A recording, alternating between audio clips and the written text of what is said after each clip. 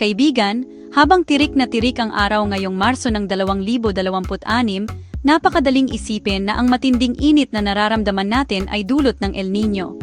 Kapag pinagpapawisan tayo sa paglalakad lang sa labas at halos masunog na ang ating mga electric fan sa kakagamit, ang unang sinasabi ng marami sa atin ay, "Hay, El Niño na naman siguro." Naaalala natin ang mga nakaraang taon na halos hindi na kinaya ang init, tuyo ang mga bukirin, at salat sa tubig, at mabilis nating iniuugnay ang bawat matinding init sa sikat na weather phenomenon na ito. Karaniwan itong naiisip dahil ang El Niño ay naging usap-usapan na pagdating sa matinding init at tagtuyot sa Pilipinas, isang uri ng shortcut para sa tuwing ang panahon ay tila nagpaparusa sa init at tuyo.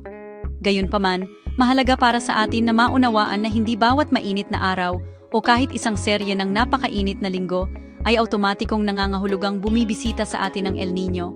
Ang ating bansa ay may sariling natural na ritmo ng mga panahon, at isa sa mga ito ay ang mainit at tuyong panahon na dumarating taon-taon. Ang init na nararanasan natin ngayon ay bahagi ng normal na siklo na ito. Ayon sa ating mga kaibigan sa Philippine Atmospheric, Geophysical and Astronomical Services Administration, o PAGASA, ang kasalukuyang kondisyon ay hindi dulot ng El Niño. Ang pag-alam sa pagkakaiba ay higit pa sa isang bagay na trivia. Nakakatulong ito sa atin na mas maunawaan ang ating klima at maghanda para sa kung ano talaga ang nangyayari. Kaya, ano nga ba talaga ang El Niño? At bakit ito ang nakakakuha ng lahat ng atensyon? Isipin ang malawak na karagatang Pasipiko bilang isang higanting batya. Karaniwan, ang malalakas na hangin, na tinatawag na trade winds, ay humihip mula silangan patungong kanluran, na nagtutulak ng mainit na tubig sa ibabaw patungo sa ating panig ng Pasipiko, malapit sa Pilipinas. Ito ang dahilan kung bakit karaniwan tayong nakakaranas ng maraming ulan. Ngunit sa panahon ng El Niño, humihina ang mga trade winds na ito.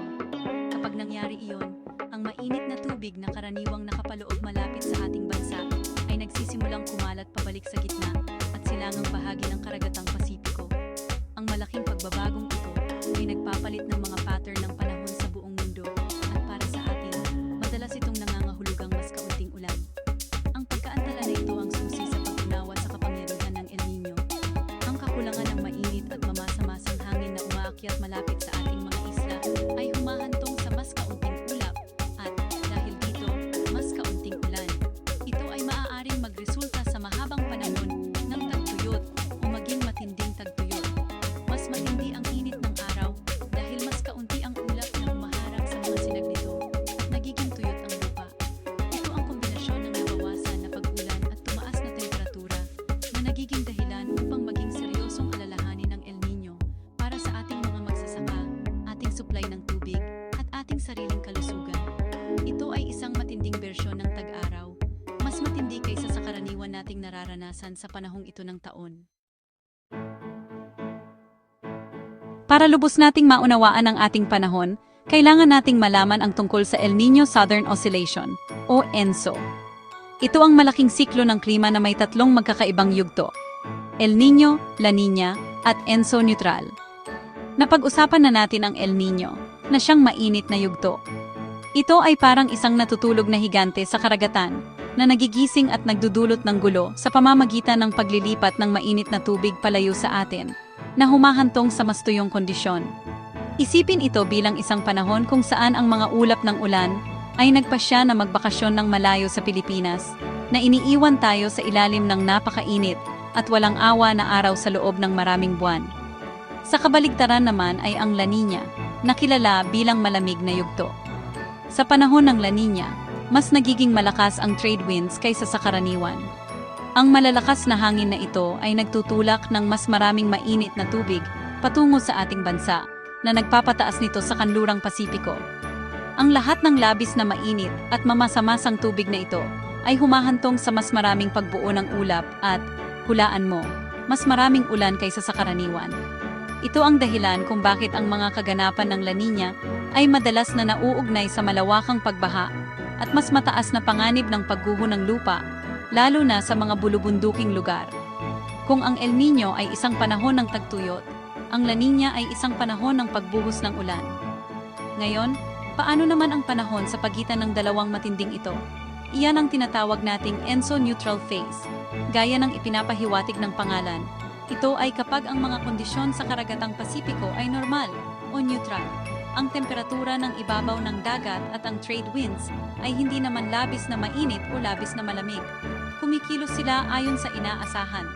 Sa panahon ng ENSO-neutral, ang ating panahon ay hindi labis na naiimpluwensyahan ng El Niño o La Niña. Nangangahulugan ito na ang ating klima ay sumusunod sa karaniwan nitong mga pattern ng panahon. Simula Marso 2026, kinumpirma ng PAGASA na tayo ay nasa ENSO-neutral state. Kakalipat lang mula sa 2025 hanggang 2026 na La Niña. Kaya, sa madaling salita, isipin ito ng ganito, pinapahina ng El Niño ang ritmo para sa ating pag-ulan, binubuksan naman ito ng La Niña ng todo, at pinapanatili ng ENSO-neutral ang daloy ng tama, ayon sa regular na schedule. Ang pag-unawa sa tatlong mukha na ito ay nakakatulong sa atin na makita ang mas malaking larawan. Ang matinding init na nararamdaman natin ngayon ay hindi mula sa nakakagulong puwersa ng El Niño, kundi mula sa inaasahang mga pattern ng ating lokal na klima sa panahon ng ENSO-neutral. Ito ang ating normal na init, nang walang dagdag na komplikasyon ng isang pandaigdigang pattern ng klima na gumugulo sa ating pag-ulan. Taon-taon, dumadaan ang Pilipinas sa isang mainit at tuyong panahon na karaniwang tumatagal mula Marso hanggang Mayo. Ito ay isang natural na bahagi ng ating tropikal na klima, nangyayari man o hindi ang El Niño.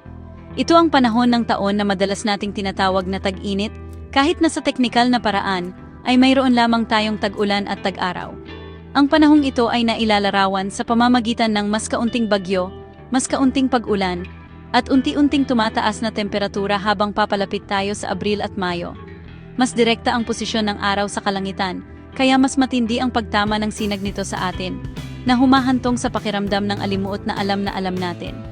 Ang dahilan ng panapanahong init na ito ay ang dominasyon ng North Pacific High, isang malaking lugar ng mataas na atmospheric pressure sa karagatang Pasipiko. Sa mga buwan na ito, itinutulak ng sistemang ito ang mainit at tuyong hangin sa ating kapuluan, na pumipigil sa pagbuo ng mga ulap na nagdudulot ng ulan. Kung walang ulap na magbibigay ng lilim o ulan na magpapalamig, patuloy na tumataas ang temperatura sa lupa. Kaya, kapag naramdaman mo ang matinding init sa Cebu City o nakita mo ang mga bukirin sa Central Luzon na medyo tuyo, hindi ito agad senyales ng isang kalamidad sa klima. Ito ay unpredictable, bagamat hindi komportable, na katangian ng ating taunang tag-araw. Siyempre, ang mga epekto ng panapanahong init na ito ay maaaring maging katulad ng isang banayad na El Niño. Ang antas ng tubig sa ating mga dam, tulad ng Buhisan Dam sa Cebu, ay natural na bababa dahil sa mas kaunting pag-ulan at mas mataas na antas ng evaporation. Maaaring kailanganing ayusin ng mga magsasaka ang kanilang mga schedule ng pagtatanim upang makayanan ang nabawasang supply ng tubig para sa irigasyon. Lahat tayo ay nakakaramdam ng pangangailangan na uminom ng mas maraming tubig, manatili sa lilim, at protektahan ang ating sarili mula sa matinding sinag ng araw upang maiwasan ang heat exhaustion o heat stroke.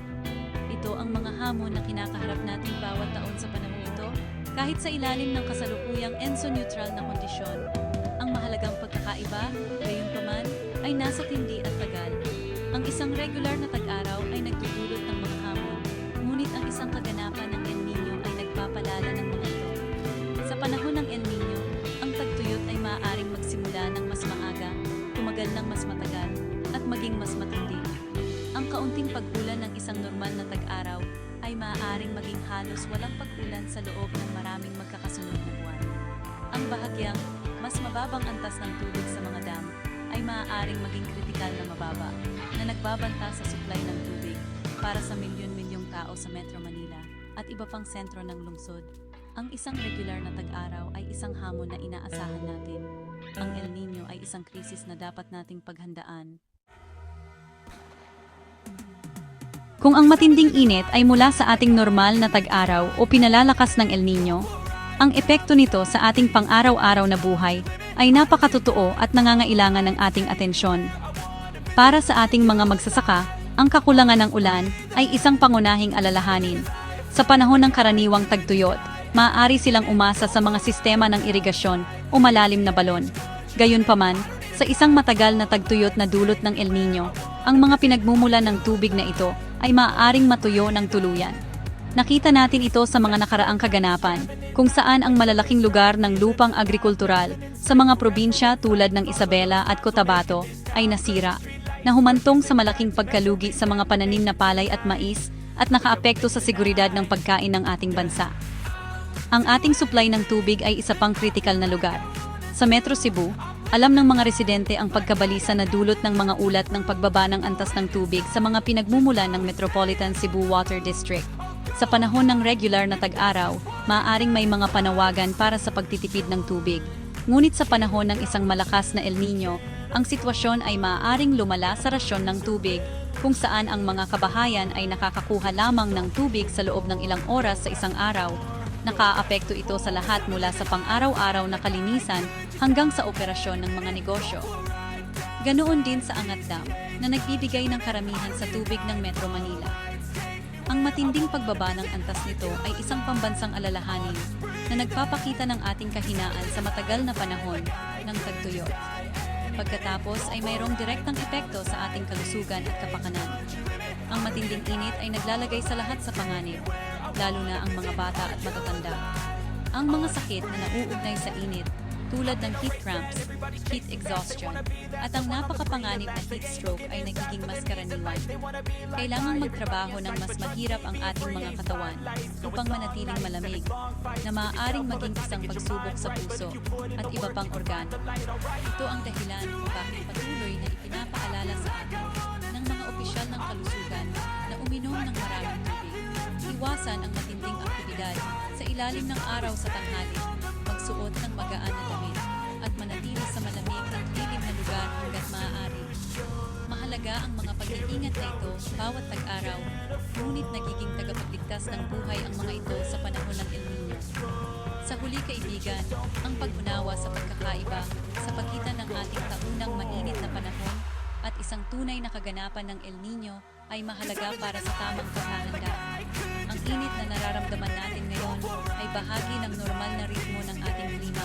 Ito ay isang paalala na magtipid ng tubig, alagaan ang ating kalusugan, at maging maingat sa mga panganib sa susunod. Ngunit sa pamamagitan ng pagsubaybay sa mga update ng pag-asa, maaari din nating malaman kung may mas matindi, mas matagal na banta tulad ng El Nino sa ating panahon. Ang pagiging may kaalaman ay nagbibigay daan sa atin, sa ating mga komunidad, sa ating gobyerno na mas makapaghanda na tinitiyak na makakaharap natin ang init, anuman ang sanhi nito, ng may kaalaman at katatagan. Ang kaalaman ay kapangyarihan.